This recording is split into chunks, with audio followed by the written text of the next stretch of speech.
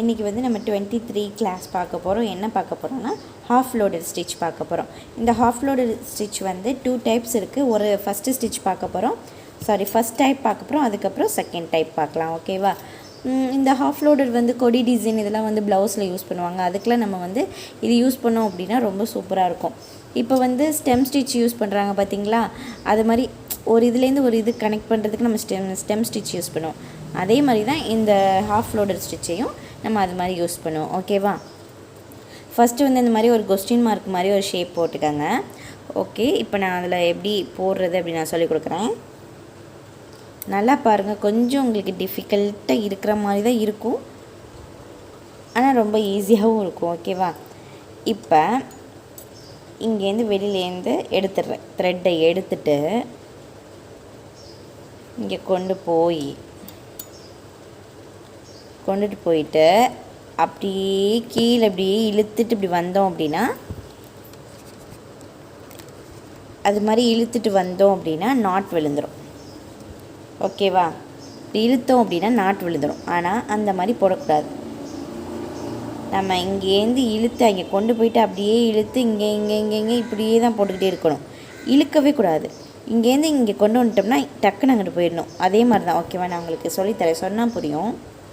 ஆனால் இது வந்து நல்லா கவனிங்க, அப்போ தான் வந்து நல்லா புரியும். ஓகேவா? இப்போ நான் இங்கேருந்து ஸ்டார்ட் பண்ணுறேன். ஹோல் இருக்கனால சொல்கிறேன். இப்போ நான் அப்படி இழுத்துட்டு அந்த ஃபஸ்ட் லைன் போட்டிருக்கேன்ல, அந்த ஃபஸ்ட் லைன் போட்டிருக்கேன் பார்த்தீங்களா? இந்த ஃபஸ்ட் லைனில் கொண்டு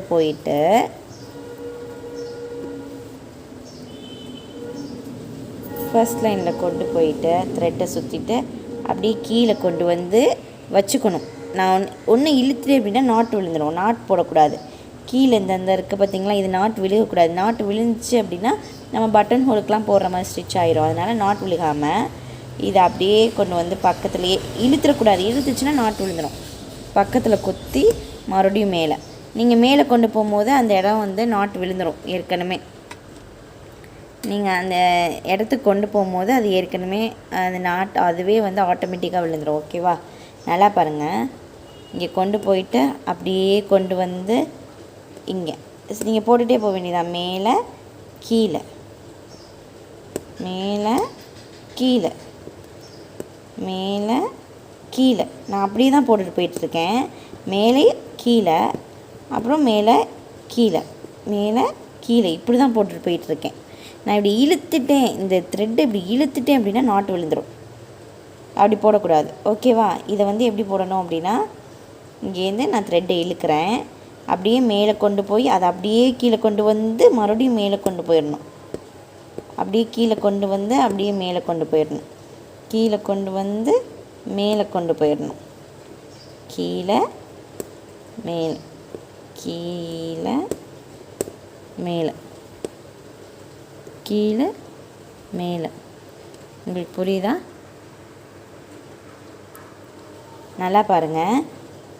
அப்படியே ஃபஸ்ட் நான் கீழேருந்து வரேன், கீழேருந்து எடுத்துகிறேன், மேலே கொண்டு போயிட்டு அப்படியே கீழே, மேலே கொண்டு போயிட்டு அப்படியே கீழே, மேலே கொண்டு போயிட்டு அப்படியே கீழே. எந்த ப்ராசஸும் இங்கே சின்ன நாட்டோ இல்லை இழுத்து நாட்டோ அந்த மாதிரி எதுவுமே போட வேணாம். நம்ம பட்டன் ஹோலுக்கு இழுத்து போடுவோம் இல்லையா? அது மாதிரி எதுவுமே போட வேணாம். நீங்கள் இப்படியே போட சென்டரில் அதுவே நாட் விழுந்துக்கிட்டே வரும். உங்களுக்கு ஃபோட்டோவில் கேமராவோட தெரியாமல் இருக்கலாம். நீங்கள் இந்த மாதிரி போட அதுவே நாட் விழுந்துக்கிட்டே வரும். ஸ்ட்ரெயிட்டாக பார்க்கும்போது உங்களுக்கு தெரியும். நான் வேணால் ஜூமில் வந்து முடிச்சுட்டு பண்ணி காட்டுறேன், தெரியுதான்னு பாருங்கள். ஓகேவா? நல்லா பாருங்கள். இங்கேருந்து இழுத்துட்டு அப்படியே மேலே போகிறோம், அப்படியே கீழே, அப்புறம் மேலே, அப்புறம் கீழே, அப்படியே மேலே கீழே. இந்த ப்ராசஸ் தான் நடந்துக்கிட்டே இருக்கும். மேலே கீழே மேலே கீழே, அதே மாதிரி தான் போயிட்டே இருக்கணும். ஓகேவா? எந்த ஒரு நாட்டும் போடக்கூடாது. இருங்க, இப்படியே குத்தியே தான் இப்படியே குத்தியே தான் எடுத்துக்கிட்டே இருக்கணும். இங்கே குத்தணும், கீழே எடுக்கணும். குத்தணும், கீழே எடுக்கணும், குத்தணும், கீழே எடுக்கணும்.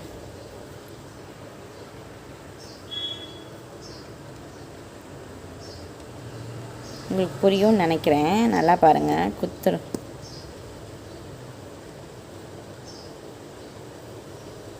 குத்துறேன், மேலே எடுக்கிறேன், குத்துறேன், மேலே எடுக்கிறேன், குத்துறேன். எதுவுமே நான் பண்ணலை. இந்த லைன்ஸில் இந்த லைன்லேயும் இந்த லைன்லேயும் தான் போய் குத்துறேன். ஓகேவா? இந்த ப்ராசஸ் தான் நான் அப்படியே பண்ணிக்கிட்டே இருக்கேன்.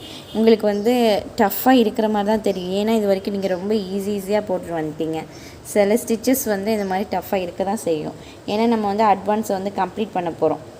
ஓகேவா? அதனால் நம்ம வந்து பேசிக்கை வந்து நம்ம கம்ப்ளீட் பண்ண போகிறோம். அதனால் வந்து இது மாதிரி டிஃபிகல்ட்டான ஸ்டிச்சஸ்லாம் வந்து இருக்க தான் செய்யும். ஓகேவா? இங்கே பாருங்கள்,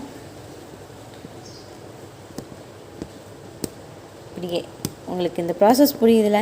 மேலே கொண்டு போகிறீங்க, அப்படியே கீழே, அப்படியே மேலே, அப்படியே கீழே, அப்படியே மேலே, அந்த மாதிரி ப்ராசஸ் தான் நடக்கும். நான் ஒரு மாதிரி ஃபுல்லாக போட்டு காட்டுறேன். ஏன் அப்படின்னா வந்து உங்களுக்கே நான் சொல்லியிருக்கேன், கொஞ்சம் ஸ்டோரேஜ் ப்ராப்ளமாக இருக்குது. அதனால்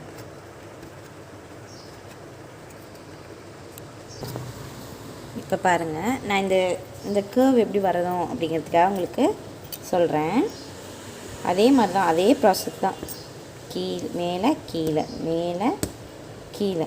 அந்த இது நீங்கள் இழுத்துட்டு போகிறது வந்து நீங்கள் அடுத்தடுத்து ஸ்டிச் போடும்போது அதுவே நாட் விழுந்துடும். இதை கொஞ்சம் நீங்கள் நெருக்கமாக தான் போடணும். ஓகேவா? நான் உங்களுக்கு கொஞ்சம் ஸ்பீடாக போடுறதுனால கொஞ்சம் கேப் இருக்க மாதிரி இருக்குது. இதை நீங்கள் நெருக்கமாக தான் போடணும். ஓகேவா?